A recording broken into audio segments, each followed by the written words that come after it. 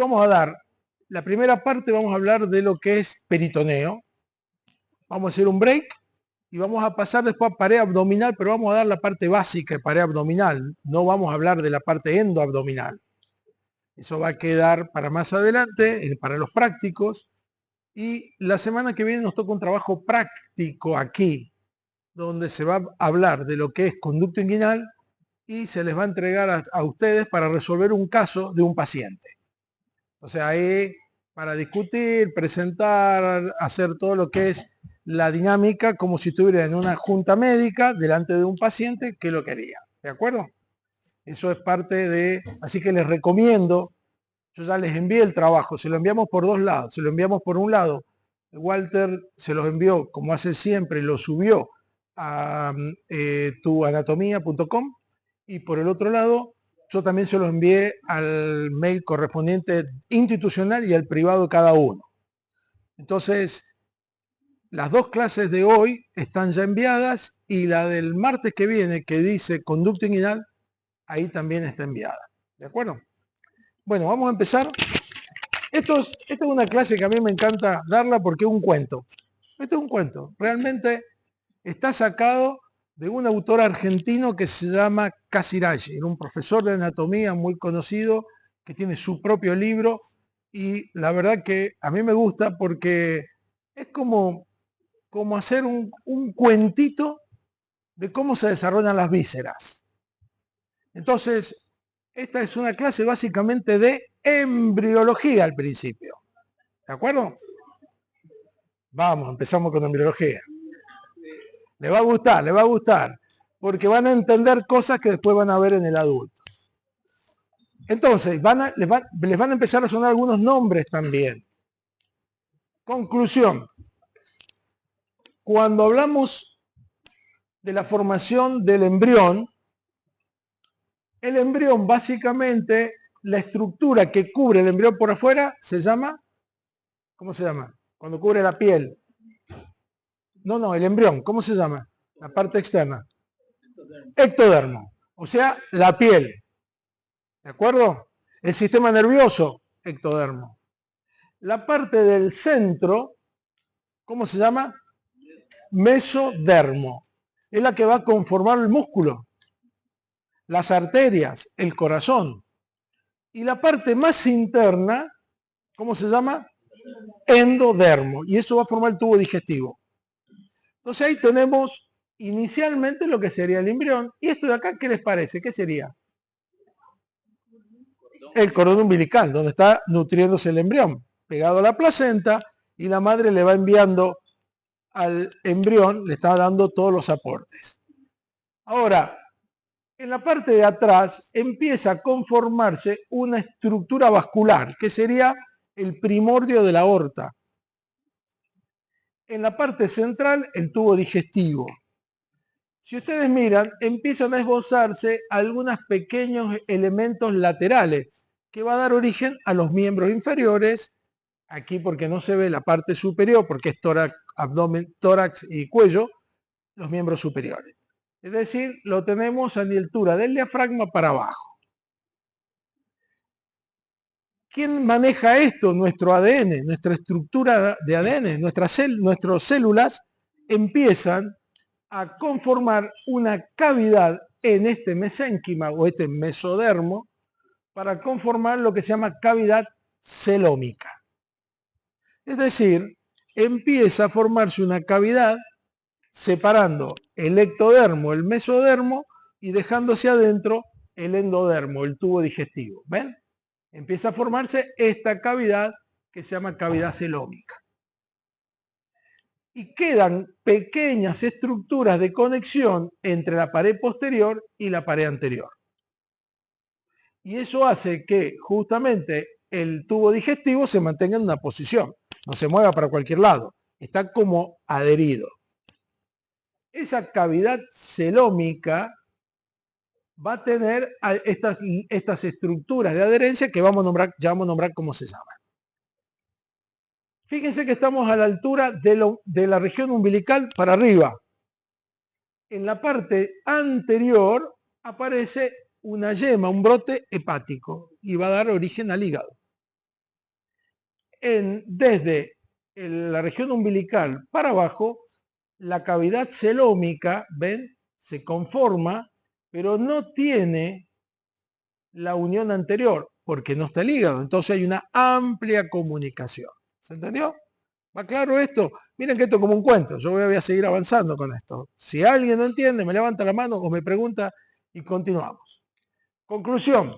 De la mitad del cordón umbilical para arriba, adelante aparece el brote hepático. De la mitad para abajo aparece una cavidad celómica amplia. Esa cavidad celómica está conformando esta cavidad. Ven, acá tenemos la región umbilical, aquí tenemos la conformación futura de la cabeza con el sistema nervioso. Entonces, esta cavidad celómica es una cavidad amplia que se llama cavidad pleuro-pericardio-peritoneal. Es una gran cavidad. Esa cavidad celómica, desde el cuello hasta la pelvis, se conforma y aparecen hacia los costados dos tabiques musculares que empiezan a dividir esa cavidad, que se llaman septum transverso de His, y van a dividir esta cavidad en dos áreas. Una superior, pleuropericárdica, pulmón y corazón, y la de abajo, peritoneo. Es decir, que este haz de His va a dar origen al diafragma. Conclusión. Esta cavidad celómica, cavidad pleuropericárdico-peritoneal, el haz de His la parte, hacia arriba deja el tórax, corazón y pulmón, y hacia abajo el peritoneo. Hoy vamos a ver peritoneo. Acá entonces estamos viendo un corte, ¿ven? La región umbilical. Tenemos la pared posterior y la pared anterior del embrión. Hacia atrás dijimos la aorta. Hacia el medio, el tubo digestivo, o sea, el endodermo. Y hacia adelante, la cavidad, el primordio hepático. Desde el ombligo para arriba, ven que tenemos dos tabiques, y desde el ombligo para abajo, una sola cavidad, como mostramos anteriormente. Esto un poquito explica lo que mostré al principio. ¿De acuerdo? Entonces, importante, el peritoneo es la membrana, esa serosa, que cubre todas las vísceras más la pared interna de la cavidad abdominal. Es decir, es esa membrana que está protegiendo las vísceras y la pared abdominal, por adentro. Conclusión, vamos a tener un peritoneo que cubre adelante, abajo, atrás y arriba la pared, y vamos a tener un peritoneo que va cubriendo las vísceras. El que está por la pared se va a llamar peritoneo parietal, el que va por las vísceras se llama peritoneo visceral. Y entre medio de eso va a estar la cavidad peritoneal.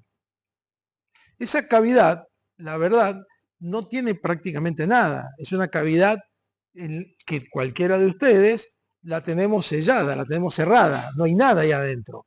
Tenemos las dos hojas del peritoneo, parietal y visceral, pero no hay espacio ahí. Esa cavidad, cuando se junta líquido, cuando se junta pus, cuando se junta sangre, se conforma más y se separa. ¿Se entendió? Entonces, esa cavidad es una cavidad virtual, que cuando uno mete aire, o si se rompe una víscera, o si hay sangramiento, va a conformarse mucho más. Conclusión, tenemos una hoja parietal y una hoja visceral del peritoneo. Es la misma hoja que va a dar la vuelta. Y acá viene algo muy importante. Yo voy a marcar acá algo. Walter, ¿podemos usar esto? Entonces, ahora vamos a pasar, lo vamos a ver.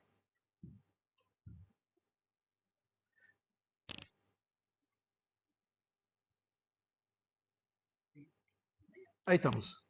Dibujamos allá. Lo van a ver ahí, ¿eh?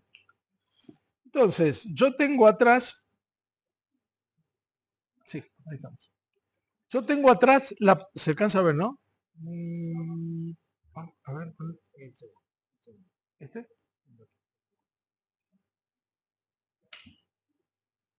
A ver que sea más grueso para que se vea mejor. Ahí está.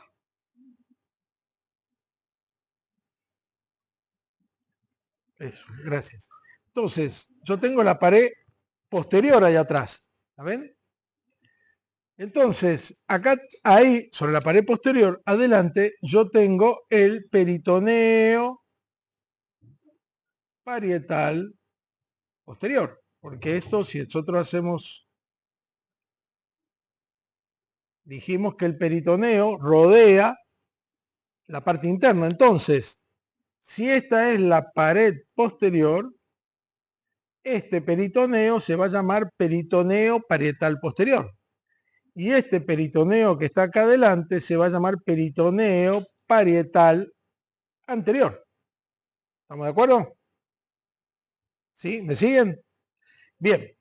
Este peritoneo parietal posterior, cuando llega a la víscera, hace esto y vuelve para atrás. Porque acá yo tengo la víscera. Entonces, lo que tengo rodeando es la cavidad celómica. Esto es la cavidad celómica que va a constituir la cavidad peritoneal. Esta parte de acá atrás es el peritoneo parietal posterior. Este es el peritoneo anterior. Y este es el peritoneo que se mete en la víscera. Este es el peritoneo visceral. ¿Bien? Perfecto. ¿Qué sucede? Esa hoja se mueve en el desarrollo embriológico y se va a pegar hacia atrás, hacia un lado o hacia el otro. Ejemplo, esto se va a ir hacia atrás ahí. Entonces va a conformar,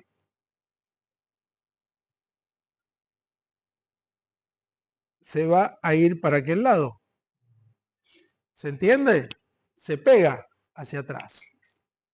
Entonces, este peritoneo, ¿qué sucede? Viene por acá adelante, se pega, cruza por acá, sigue para el otro lado. ¿Por qué? Porque esto se pegó allá atrás.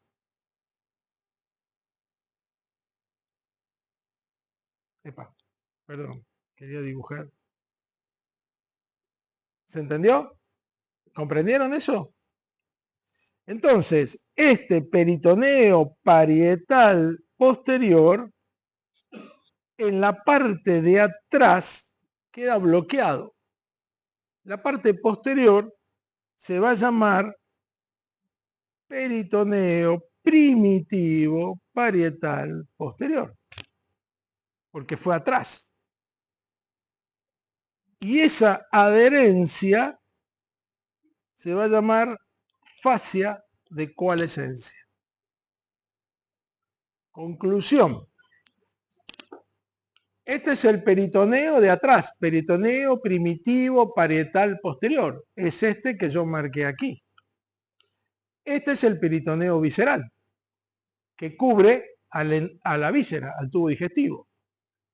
Detrás del peritoneo primitivo parietal posterior, hacia atrás, está lo que está por detrás. ¿Cómo se va a llamar lo que está por detrás?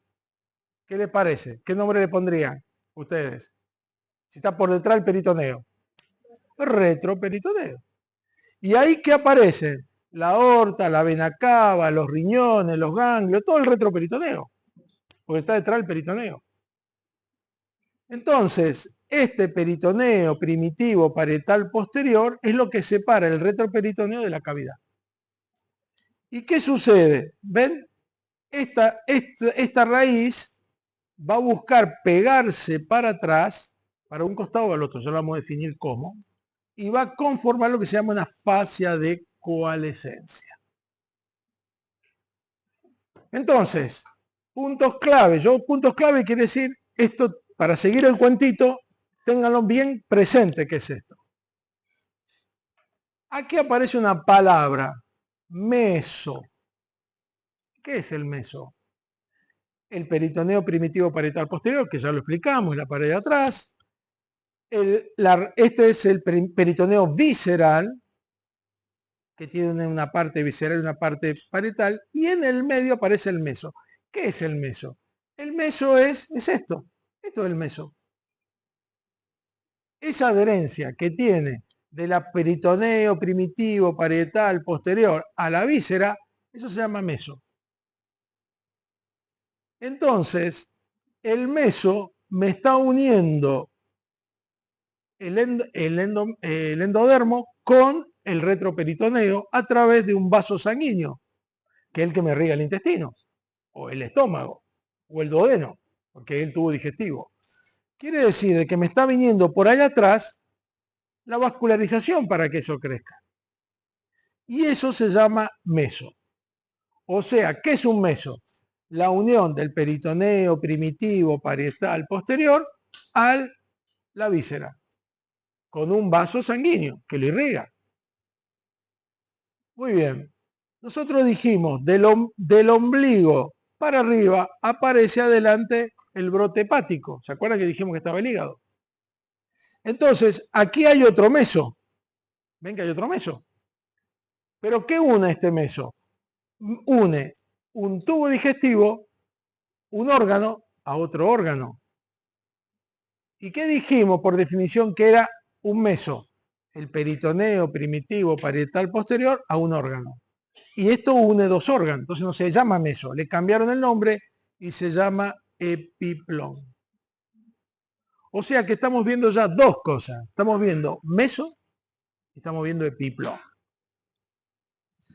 Entonces, ¿qué es un meso? Une el peritoneo primitivo parietal posterior a las vísceras y tiene vascularización en el centro. ¿Qué es el epiplón? Une víscera con víscera y tiene circulación, por supuesto. Y aparece un tercer punto clave, el ligamento. ¿Qué es un ligamento? Une el peritoneo primitivo parietal posterior a la víscera, pero no tiene vascularización importante.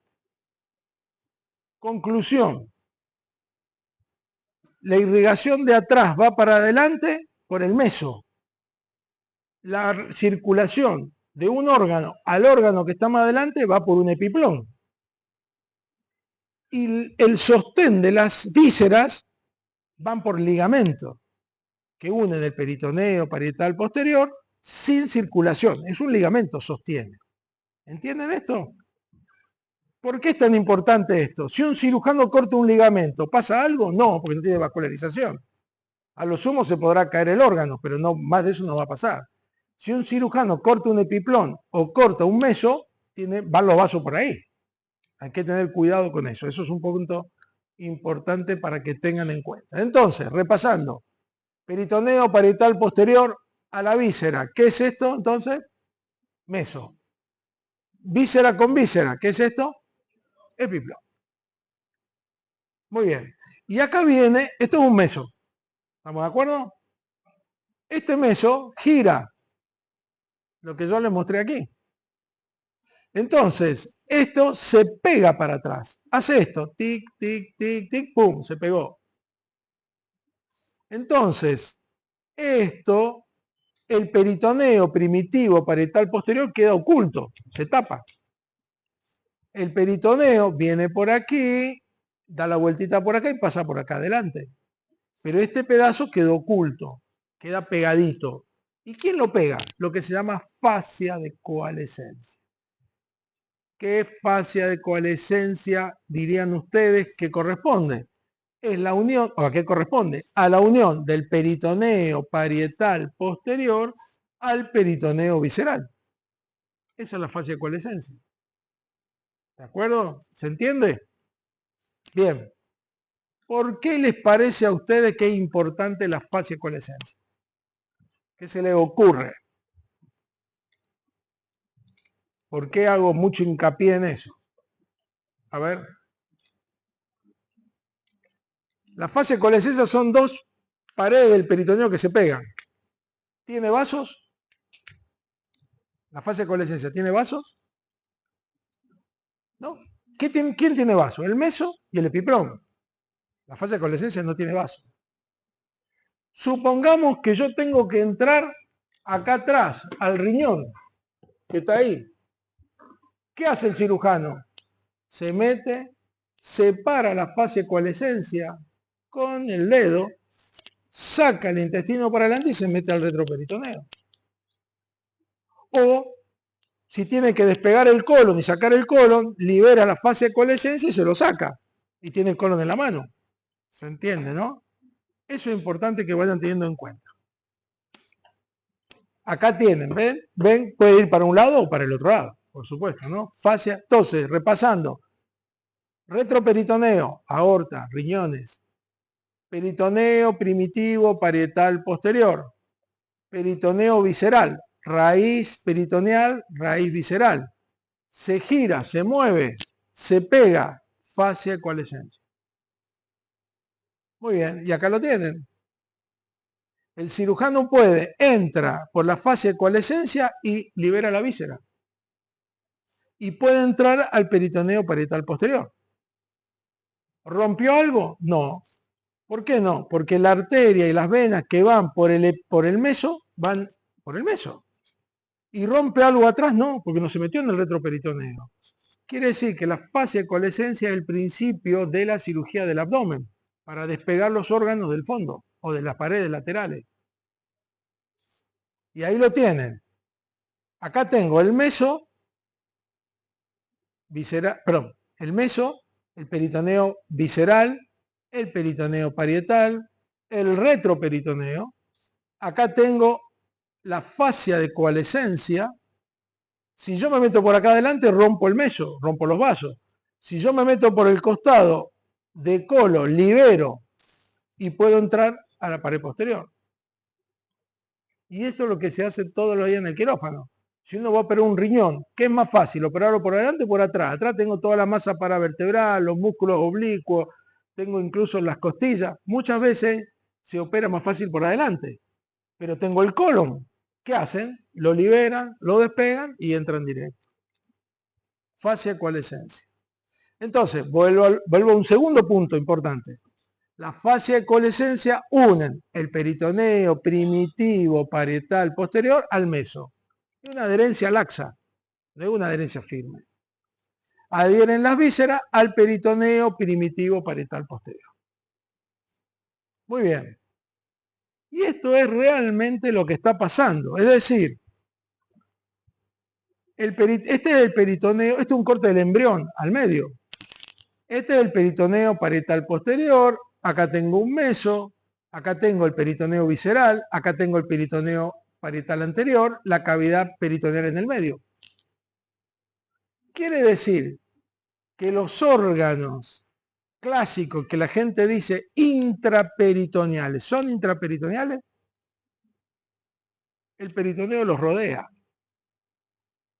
No están adentro del peritoneo, el peritoneo los rodea. Les pasa por ahí, es una membrana que los rodea, es como un manto que le cae. Sin embargo, lo van a escuchar en todos los quirófanos, el colon es intraperitoneal, el vaso es intraperitoneal, el estómago intraperitoneal. Pero si uno es específico, no, porque es la membrana que cubre los órganos. Los órganos están adentro de esa membrana. La cavidad es la verdadera intraperitoneal. Con una sola excepción. ¿Cuál les parece? ¿Por qué?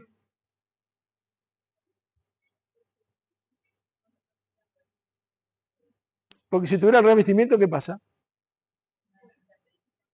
¿Pero qué pasaría si tuviera el revestimiento? El óvulo no saldría, quedaría allá adentro.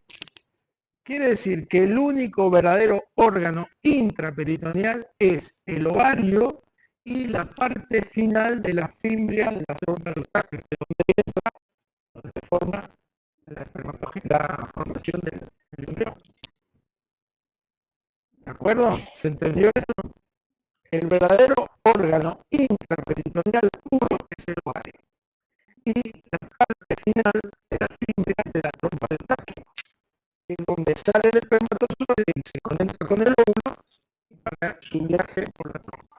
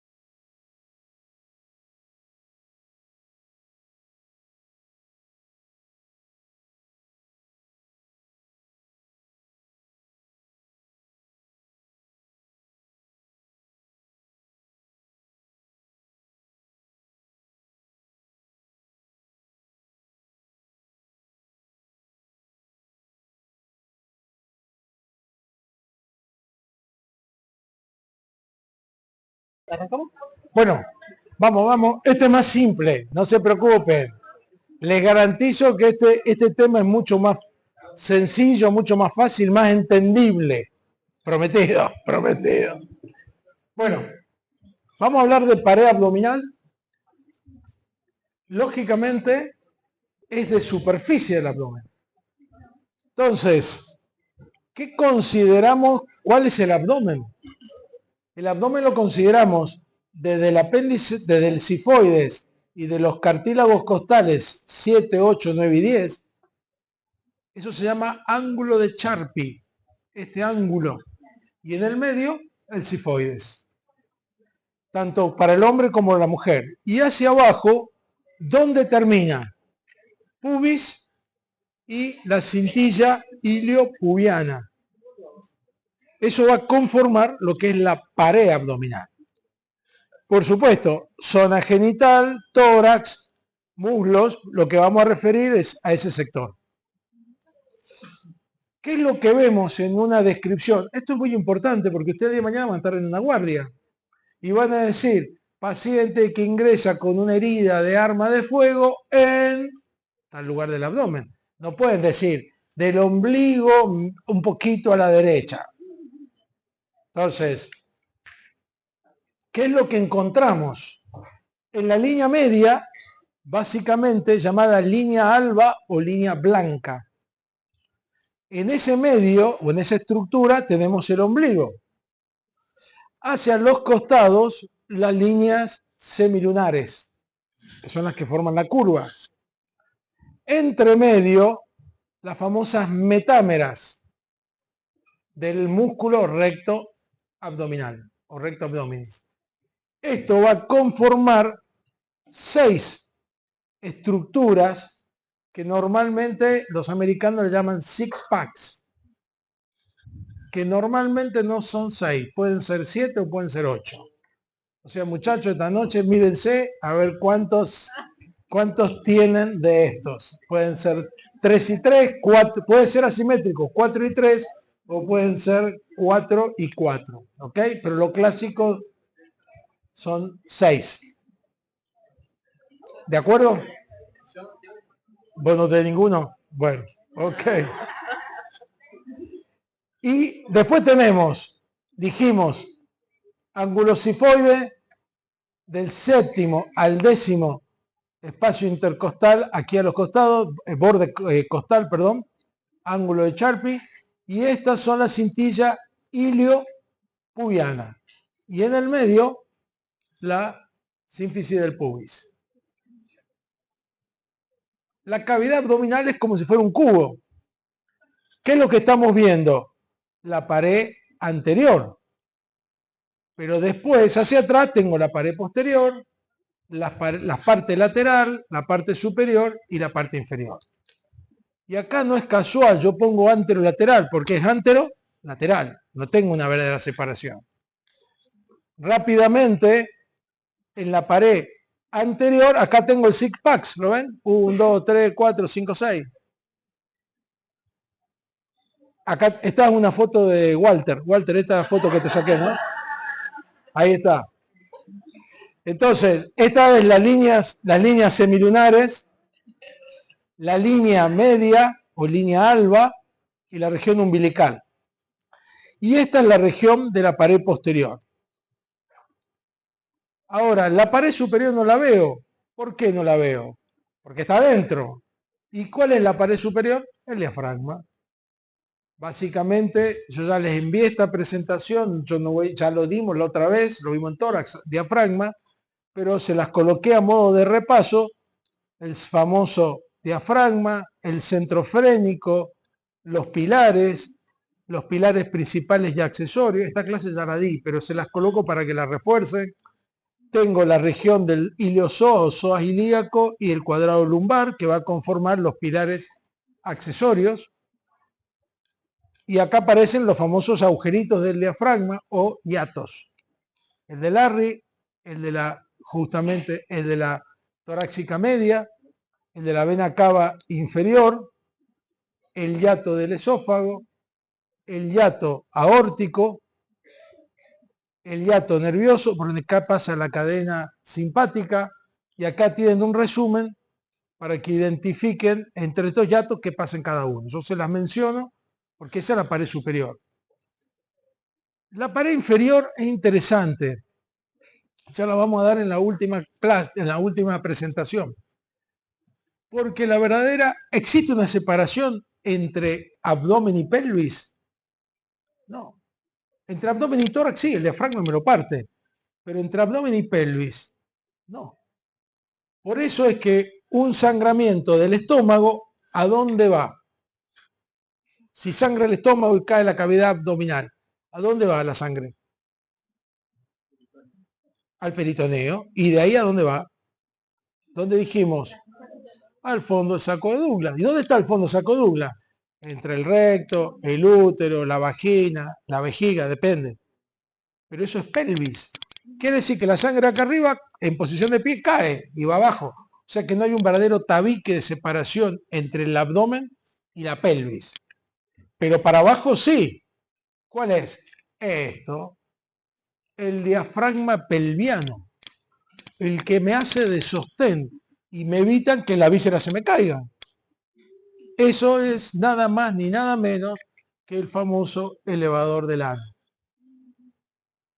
El elevador del ano es quien me hace un verdadero piso y me sostiene las vísceras del abdomen, de las que vienen de arriba. ¿De acuerdo? Bueno, lógicamente esto está puesto, porque lo vamos a ver en la última clase cuando hablemos de genitales, pero van a ver que el piso pelviano es diferente de un lado al otro, de un sexo al otro. ¿Por qué? Porque este es el ano, este es el elevador del ano. Pero en el hombre tengo la uretra, en cambio en la mujer tengo la uretra, pero en el medio tengo la vagina. Entonces me cambia mucho el piso de la mujer al hombre. Bueno, esto un poquito para ir recordando el piso pelviano, cómo cambia entre la mujer y el hombre. Entonces, cavidad abdominal, pared anterior, ya lo mencionamos, pared anterolateral, pared superior, diafragma, pared inferior, elevador del ano, piso, pared posterior, ¿quién tengo atrás? En la cavidad abdominal, estoy teniendo, esta es la columna vertebral, esto es la cresta ilíaca, estoy teniendo el cuadrado lumbar. Y si lo miro de adentro, tengo el psoas ilíaco o iliosoas y el cuadrado lumbar. Este cuadrado lumbar une las últimas costillas con la estructura justamente de la cresta ilíaca. Esto es posterior. Y adentro tengo dos músculos, el psoas y el ilíaco, que van ¿a dónde? Al fémur. ¿Se acuerdan que lo habíamos visto? Se insertaba en el fémur. Esto un poquito de recuerdo para que se acuerden en la pared posterior, como yo veo la pared posterior, el psoas ilíaco y hacia afuera el cuadrado lumbar. Bueno, vamos a, esto es plexo, que ya los vimos, por eso los he dejado acá para que ustedes los vean o recuerden. Bien.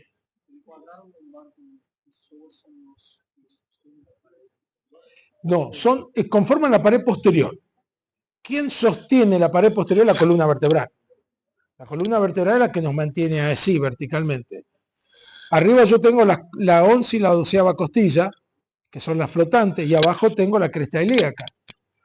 Este espacio es el cuadrado lumbar. Y por adelante, por adentro, tengo el psoas y el ilíaco. O sea que el que yo veo atrás es el cuadrado lumbar. Por delante tengo el psoas ilíaco. El psoas ilíaco no lo veo nunca por atrás, tengo que estar adentro del abdomen. Y en la pared anterolateral me aparece básicamente un músculo adelante y 3 laterales. Que esto es lo que cuando vamos al gimnasio y uno dice, vamos a hacer abdominales. A ver, no vamos a hacer abdominales. Vamos a reforzar la pared anterolateral del abdomen. ¿De acuerdo? Porque abdominales podrían ser todos. Esto no, estamos reforzando. Tengo estos dos rectos que se llaman recto abdominis. Antiguamente se lo llamaba recto anterior del abdomen, está mal dicho, porque no hay recto posterior, por eso se llaman recto abdominis. Estos son los que forman esas metámeras y son las que conforman básicamente esos los six packs, las seis estructuras, 3 de cada lado. ¿Dónde se insertan? En el apéndice cifoide, en las séptimas, octava y novena costilla, cartílago costal, y abajo en el pubis. Entonces, cuando yo voy a hacer el ejercicio del recto, ¿qué hago? Flexiono el tórax sobre el pubis, sobre la pelvis, y de esa forma trabajo. Si yo tengo las piernas más hacia abajo, voy a fortalecer más las de arriba, o puedo hacer más hacia abajo, depende de la ubicación del pubis que ponga. Por eso uno dice, vamos a hacer abdominales altos, abdominales bajos. ¿De acuerdo? Pero si yo voy a trabajar los músculos laterales oblicuos, no hago ese ejercicio, hago ejercicios laterales. ¿Por qué? Porque lateralmente yo tengo 3 músculos, de afuera para adentro, oblicuo externo, oblicuo interno y el transverso. El oblicuo externo también se lo llama oblicuo mayor, el oblicuo interno, oblicuo menor, y el transverso, no cambio el nombre. Por favor, estos 3 músculos tienen tremenda importancia para la clase que viene, porque es la base del conducto inguinal. Así que les recomiendo, yo ya les envié la clase, vayan leyendo esta presentación con la que sigue, porque la base del conducto inguinal son estos 3 músculos, no tanto el recto abdominis. Estos 3 son los más importantes. Si yo voy de adelante para atrás, yo voy a tener primero la piel, el tejido celular subcutáneo, la grasa, después tengo los músculos. Si vengo básicamente la región lateral, tengo 3 músculos, el recto, el oblicuo externo, el oblicuo interno y el transverso. Después aparece una fascia detrás, una aponeurosis detrás del transverso, que se llama fascia transversali, y después aparece el famoso peritoneo que vimos anteriormente, y después las vísceras. O sea que el cirujano, para llegar a la víscera, tiene que atravesar todas estas capas. Van a ver en cada uno de estos músculos, esto es cuestión de sentarse y leerlo bien, están descritos los 4 músculos. Los 4 músculos están descritos de la misma forma. Tienen el origen de un lado al otro lado, qué función tiene y qué nervio lo inerva. El recto abdominis, ahí lo están viendo ustedes, para que se ubique. El oblicuo externo, también llamado oblicuo mayor. No, eso no es mío, así que rechazar. Ahí está. El oblicuo externo, ¿cómo lo van a identificar? Porque las fibras vienen en forma cruzada de arriba hacia abajo y desde afuera hacia adentro. Si yo saco el oblicuo externo, las fibras del otro son oblicuas, opuestas. Oblicuo interno. Y tengo las fibras transversas, que es el músculo transverso. Conclusión.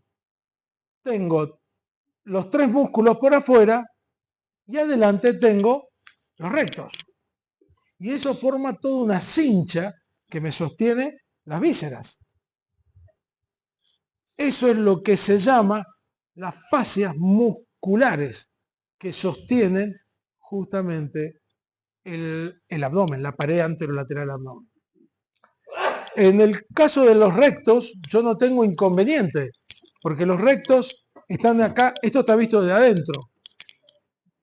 Pero yo acá tengo 3 músculos laterales que se van a unir a los 3 músculos del lado opuesto. Esas fascias van a unirse y van a conformar una estructura que es la cincha que une los músculos por delante y por detrás. Si yo voy a hacer un pequeño esquema, A ver si ya esto está andando. Yo acá tengo los rectos. Y yo acá a los costados tengo 3 músculos. El de afuera, oblicuo externo, oblicuo interno y transverso. Y detrás tengo, dijimos, una fascia, la fascia transversalis. ¿Se acuerdan? Lo vimos recién. Entonces, todo el aponeurosis o la fascia del oblicuo externo u oblicuo mayor se une a la fascia del otro lado, pasando por delante del recto. El transverso va todo por detrás y se une al recto del otro lado. Y el oblicuo interno u oblicuo menor, cuando llega al recto, se divide en 2 fascias. Una fascia que va por adelante y una fascia que va por detrás. ¿Se ubicaron? ¿Entienden? Entonces, la fascia del oblicuo externo va todo por adelante. La fascia del transverso va toda por detrás. La fascia del oblicuo interno se divide, la hoja anterior pasa justamente con el oblicuo externo y la hoja posterior con el transverso. Y eso va a darle seguridad a la pared abdominal, está uniendo un lado con el otro. La parte esta del medio es la línea alba o la línea media, donde está el ombligo. Sin embargo, si yo me vengo a la altura del ombligo un poquitito por arriba, es decir, del ombligo prácticamente para abajo, todas las fascias pasan por delante del recto, excepto la fascia transversalis. ¿Ven? Es este esquema. ¿Por qué les parece que hace esto la naturaleza? ¿Cuál es el objetivo de esto? ¿Por qué no hace todo igual? ¿Por qué del ombligo para arriba las fascias pasan de una forma y del ombligo para abajo pasan por otra? ¿Qué les parece? ¿Por qué? Porque debe haber alguna explicación por qué es esto. ¿Por qué es así? ¿Qué les parece? ¿Cómo? La contracción del recto es igual en todo el recto. ¿No? ¿Qué les parece? Si todas las fascias pasan por adelante, ¿eso es más resistente o menos resistente? Más. Si yo tengo las 3 fascias van todas juntas. Si yo tengo las 3 fascias que pasan todas por adelante, van las 3 juntas, eso es mucho más resistente que irlas separadas por delante y por detrás. Van muchas más fuertes. Las fascias por delante, las 3 unidas, son mucho más firmes, más fuertes. ¿Y por qué? Porque cuando yo estoy en posición de pie, la presión está más abajo que arriba. O sea, yo empujo para abajo. ¿Qué hace la naturaleza? Del ombligo para abajo le mete más resistencia para que no se me abombe para afuera. Ese es el objetivo. ¿De acuerdo? Ese es el objetivo por el cual las 3 fascias pasan por adelante. ¿Lo ven aquí?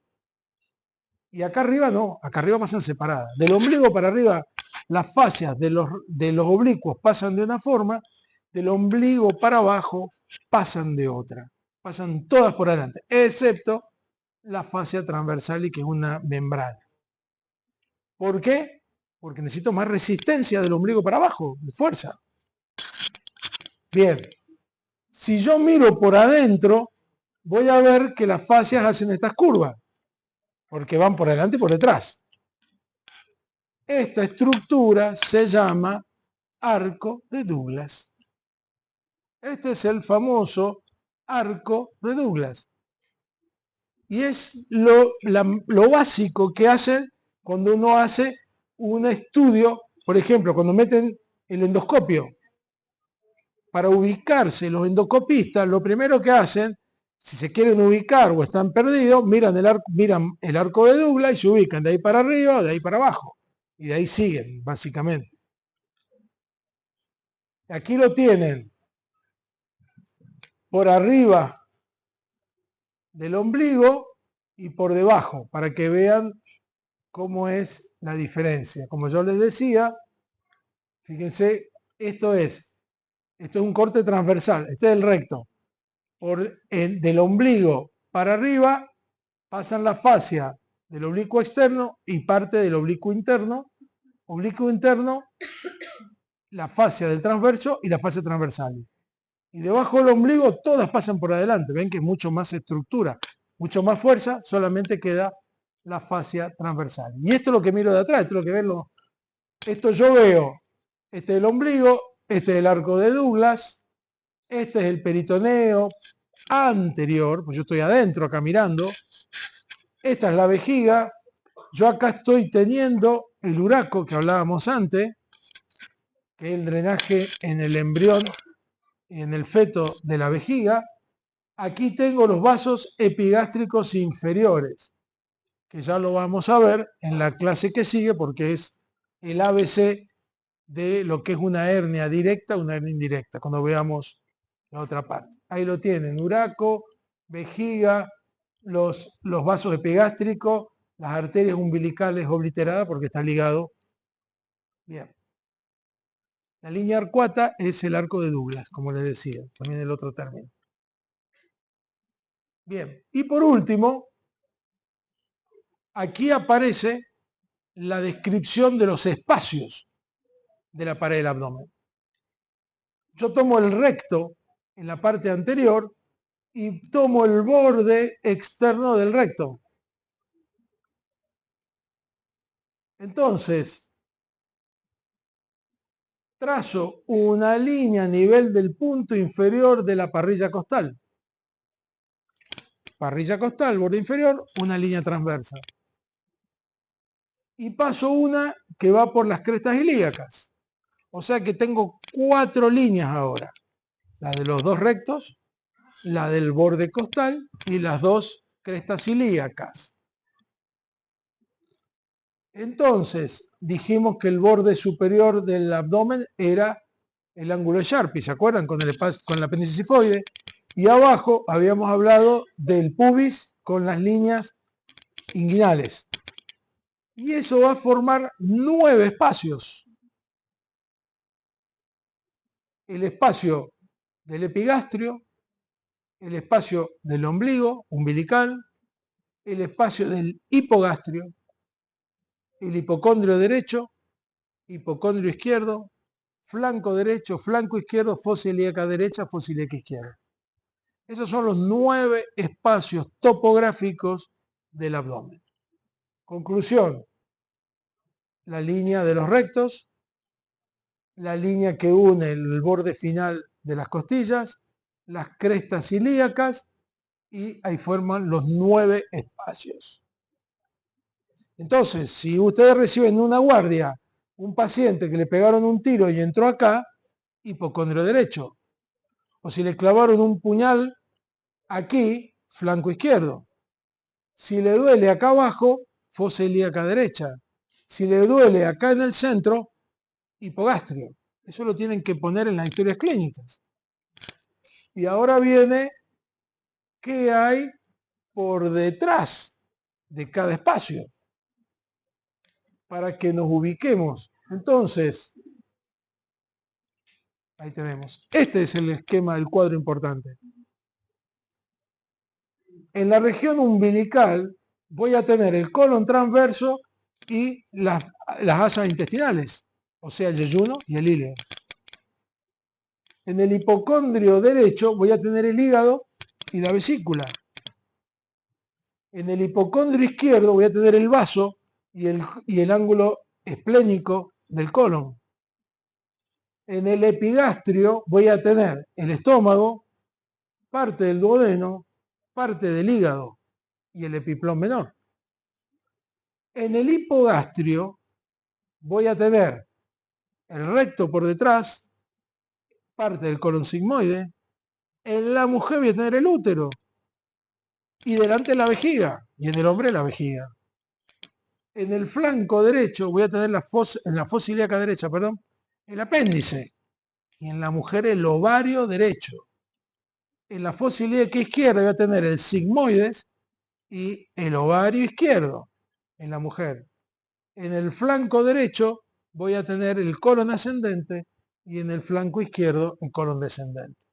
Este es el esquema básico, por eso es importante la topografía, porque ustedes, si yo estoy de guardia y llamo a mi cirujano y le digo, llegó un paciente de sexo masculino con dolor en fosa ilíaca derecha, el cirujano que está en otro lado me dice, pedile seguro una ecografía porque tiene apendicitis.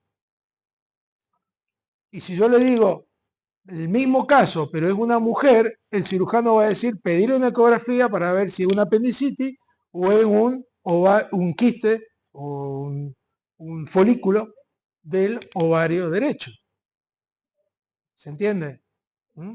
Por eso es importante saber la topografía. Por eso quería que ustedes lo repasaran y ahí tienen el esquema nuevamente, para que no se olviden que esto es la proyección topográfica, es el ABC importante.